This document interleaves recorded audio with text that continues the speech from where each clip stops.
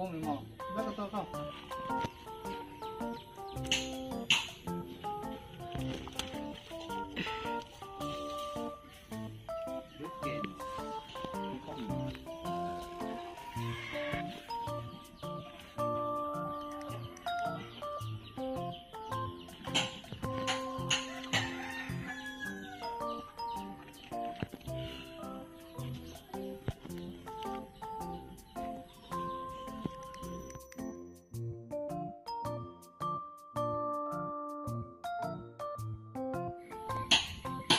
Hello guys, good afternoon and welcome back to our Planzilla video. So nakakapagtaka no kung bakit hindi na kami nakakapag-upload, pero marahil pareho na talagang busy, kaya ngayon nagkaroon kami ng konting panahon, magpuputol kami. So ang dami na palang pwedeng ma-propagate. Kung dati-dati halos everyday kami nagpo-propagate. Ngayon, eto na lang, ngayon na lang kung meron ng oras.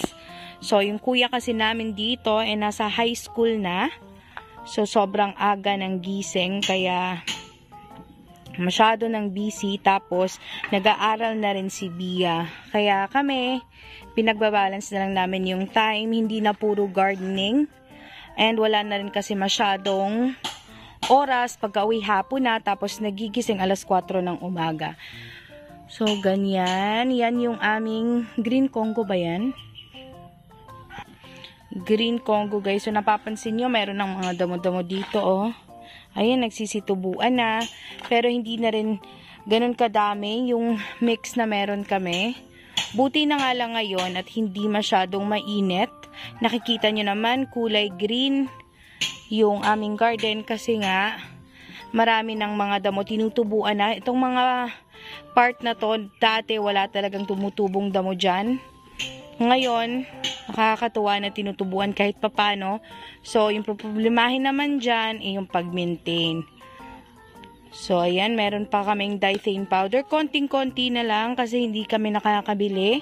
Pati na itong potting media. Kung ano na lang yung natira nung nakaraan, yun na lang yung ginagamit namin ngayon. Meron kaming puputuling Birkin. And kawawa din naman kasi sila. So, kailangan naming paunti-unting ibalik yung mga yan. Kita nyo din naman itong mga bougainvillea na to, oh. 'Di ba? Gusto ko sanang pabulaklakin yan, hindi ko alam kung paano. Makikita nyo maraming itlog. So, itlog is life kasi maraming itlog dito sa mga pots ng bougainvillea na meron kami ngayon. So, sa mga nakakaalala nito, lumaki na yung sea hibiscus namin, guys. Itinanim kasi namin siya sa lupa. Tapos, ayan, patubo na siya.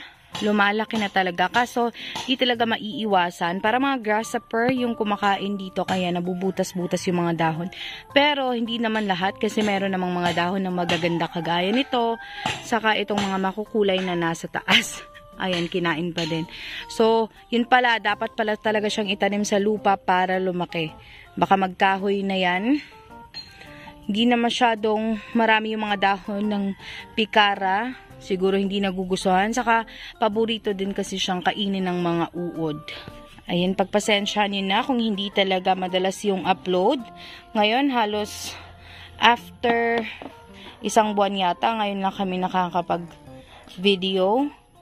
Sobrang busy na talaga guys. And hindi na katulad ng dati na talagang nakakaya namin na magawa yan sa isang araw. Parang nagbi-video talaga.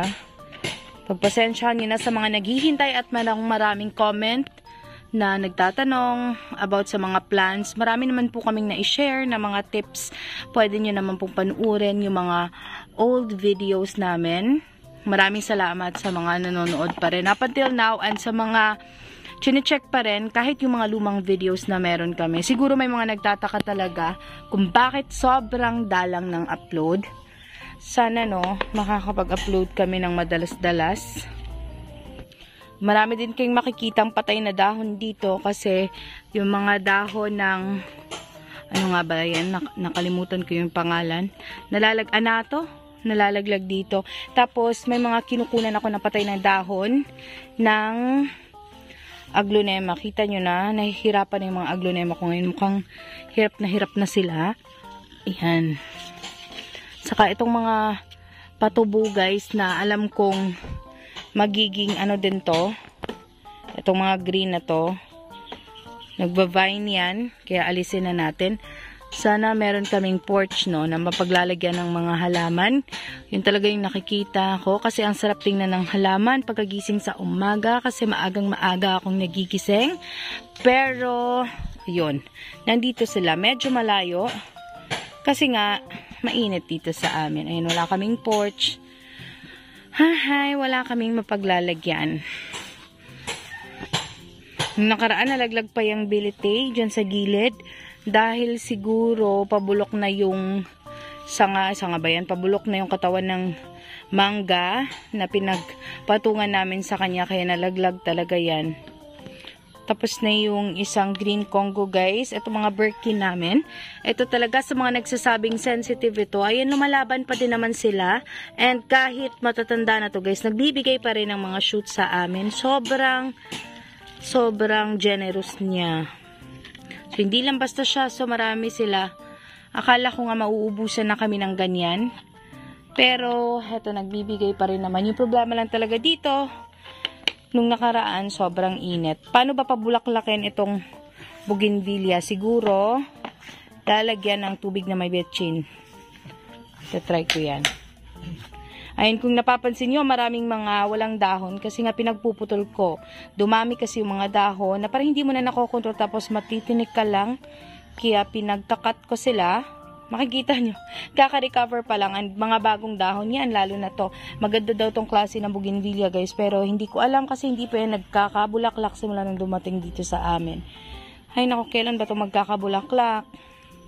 Ito, ang sarap sana lagyan ng mga halaman. Kaso, ito mga halaman na meron kami, hindi naman kaya yung sobrang sikat ng araw na susunog naman sila. Kaya, andun talaga sila nakalagay sa mga gilid-gilid na merong net. Pwede sana sigurong ilipat yung net, pero saka na kasi nga sabi ko sa inyo, kahit nga pag-video nahihirapan kami, lalo pa yung mga gagawin naming pagbabago dito sa garden kung itutuloy namin. So, kailangan munang hugasan kasi maraming lupa. Meron nga pala kaming manok. Ayan. Instead na katayin, ginawang pet. Kaya andyan siya. Malaki yan. Broiler kasi yan. Naging pet na chicken na.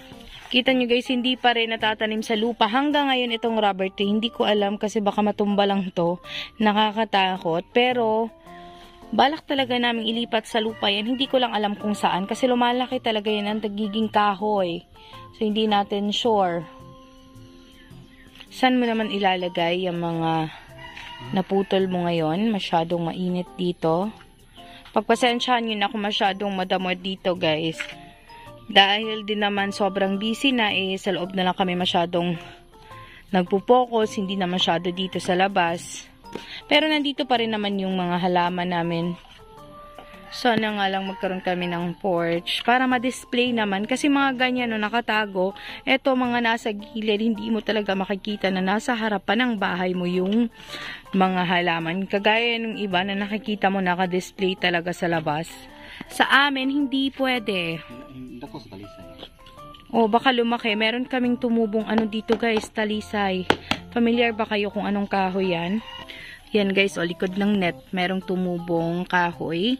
So, hindi ko alam kung, lumalaki talaga yan, pero hindi ko alam kung saan yan galing. Ayun, nagkaroon kami ng kahoy dito. Pero grabe naman yung shading na mabibigay nito. Sana, hindi to sensitive and hindi to dangerous talaga kasi, ayun o, patuwid siya. Tumubo na siya hanggang doon para naman meron kaming lilim dito. Hindi nakagaya ngayon na walang-wala talaga kaming maaasahan. Yun, nakatali pa yan para hindi talaga magbe-bend papunta dito. So, likod siya ng net. Medyo malayo na rin sa bahay. So, ayun, meron na kaming pangalawang pot. Minsan-minsan na lang tayo, no? And, nakakatuwa na meron naman kaming video ngayon. Di na nga siya palagi, pero at least, nagkaroon kami ng time ngayon. So, sana sa susunod na linggo, kahit once a week meron. Diba? Hindi naman yung once a month or once every 2 months. Parang sayang naman itong mga plants na to. Although, hindi naman papabayaan at check naman.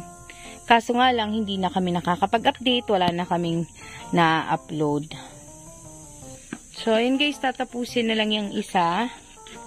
And meron pa kasing iba. So, yung problema na naman kung saan sila ilalagay ngayon.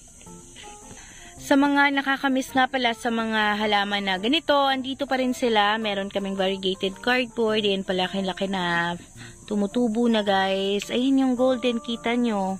Sa mga hindi ko na-updatean yan, ayan, nandyan na siya. Saka ito yung pop eye na binigay sa amin. Ayan, tumutubo na sa wakas, no? Nakakatuwa talaga. Tapos, isa pang Florida Beauty. Hindi na masyadong siksikan dito guys. Pero darating din tayo na maaayos talaga to. Manifesting, yun na lang ima-manifest natin kasi hindi natin kayang pagsabay-sabayin. Saka nabutas na rin yung net. Kita nyo naman. Alam nyo naman na hindi na masyadong matibay yung mga net. Pagdating ng panahon, talagang hindi nagtatagal yan. Kaya ganyan na rin yung itsura. Hi! And guys, salamat sa panonood dito sa munting update namin. Thank you so much. And sana, huwag kayong mawala. Please don't forget to like and subscribe. Bye!